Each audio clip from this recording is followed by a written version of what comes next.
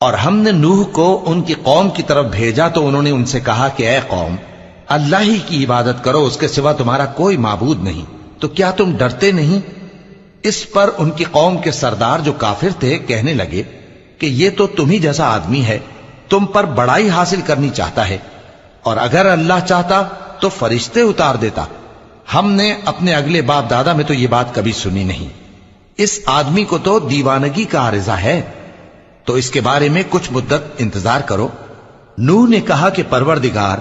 انہوں نے مجھے جھٹلایا ہے،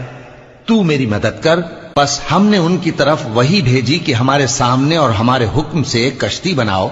پھر جب ہمارا حکم آ پہنچے اور تنور پانی سے بھر کر جوش مارنے لگے تو سب قسم کے پالتو حیوانات میں سے جوڑا جوڑا یعنی نر اور مادہ دو دو کشتی میں بٹھا لو،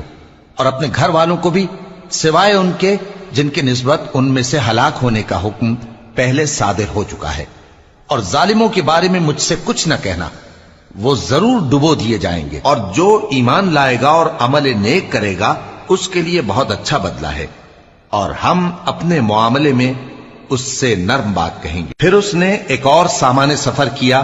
یہاں تک کہ سورج کے طلوع ہونے کے مقام پر پہنچا تو دیکھا کہ وہ ایسے لوگوں پر طلوع ہوتا ہے جن کے لیے ہم نے دھوپ سے بچاؤ کی کوئی اوٹ نہیں بنائی تھی۔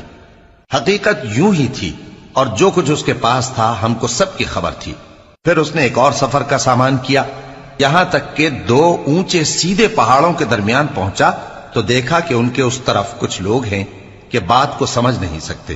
ان لوگوں نے کہا کہ اے ذوالقرنین، یاجوج اور ماجوج اس علاقے میں فساد کرتے رہتے ہیں، بھلا ہم آپ کے لیے خرچ کا انتظام کر دیں کہ آپ ہمارے اور ان کے درمیان ایک دیوار کھینچ دیں۔ ذوالقرنین نے کہا کہ خرچ کا جو مقدور اللہ نے مجھے بخشا ہے وہ بہت اچھا ہے، تم مجھے قوت بازو سے مدد دو، میں تمہارے اور ان کے درمیان ایک مضبوط رکاوٹ بنا دوں گا۔ اور ہم نے داؤد اور سلیمان کو علم بخشا، اور انہوں نے کہا کہ اللہ کا شکر ہے جس نے ہمیں اپنے بہت سے مومن بندوں پر فضیلت دی۔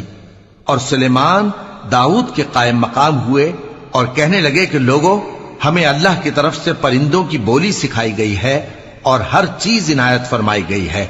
بے شک یہ اس کا خاص فضل ہے۔ اور سلیمان کے لیے جنوں اور انسانوں اور پرندوں کے لشکر جمع کیے گئے اور پھر ان کی جماعتیں بنائی گئیں، یہاں تک کہ جب چیونٹیوں کے میدان میں پہنچے تو ایک چیونٹی نے کہا کہ چیونٹیوں، اپنے اپنے بلوں میں داخل ہو جاؤ، ایسا نہ ہو کہ سلیمان اور اس کے لشکر تم کو کچل ڈالیں اور ان کو خبر بھی نہ ہو۔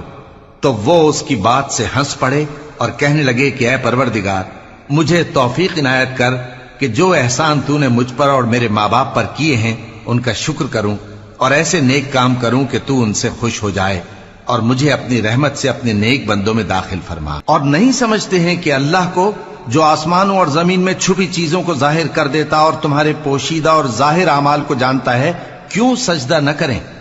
اللہ کے سوا کوئی عبادت کے لائق نہیں،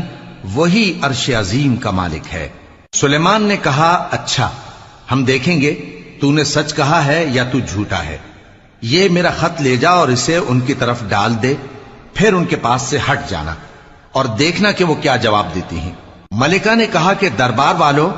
مجھ تک ایک نامہ گرامی پہنچایا گیا ہے، وہ سلیمان کی طرف سے ہے، اور مضمون یہ ہے کہ شروع اللہ کا نام لے کر جو بڑا مہربان نہایت رحم والا ہے، بعد اس کے یہ کہ مجھ سے سرکشی نہ کرو اور مطیع و فرما بردار ہو کر میرے پاس چلے آؤ۔ خط سنا کر کہنے لگی کہ اے اہل دربار، میرے اس معاملے میں مجھے مشورہ دو، جب تک کہ تم حاضر نہ ہو اور صلاح نہ دو میں کسی کام کا فیصلہ نہیں کیا کرتی۔ وہ بولے کہ ہم بڑے زوراور اور سخت جنگجو ہیں، اور حکم آپ کے اختیار میں ہے، تو جو حکم دیجیے گا اس کے انجام پر نظر کر لیجیے گا۔ اور اسی طرح ہم نے لوگوں کو ان کے حال سے خبردار کر دیا تاکہ وہ جانیں کہ اللہ کا وعدہ سچا ہے، اور یہ کہ قیامت جس کا وعدہ کیا جاتا ہے اس میں کچھ شک نہیں۔ اس وقت لوگ ان کے بارے میں باہم جھگڑنے لگے اور کہنے لگے کہ ان کے غار پر عمارت بنا دو۔ ان کا پروردگار ان کے حال سے خوب واقف ہے۔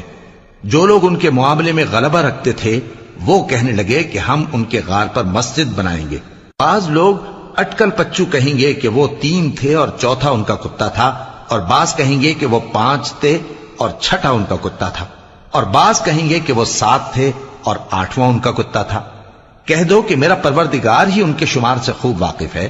ان کو جانتے بھی ہیں تو تھوڑے ہی لوگ جانتے ہیں، تو تم ان کے معاملے میں بحث نہ کرنا مگر سرسری سی بحث، اور نہ ان کے بارے میں ان میں سے کسی سے کچھ دریافت ہی کرنا۔ اور جب موسیٰ نے اپنے شاگرد سے کہا کہ جب تک میں دو دریاؤں کے ملنے کی جگہ نہ پہنچ جاؤں ٹلنے کا نہیں، خاص صدیوں چلتا رہوں،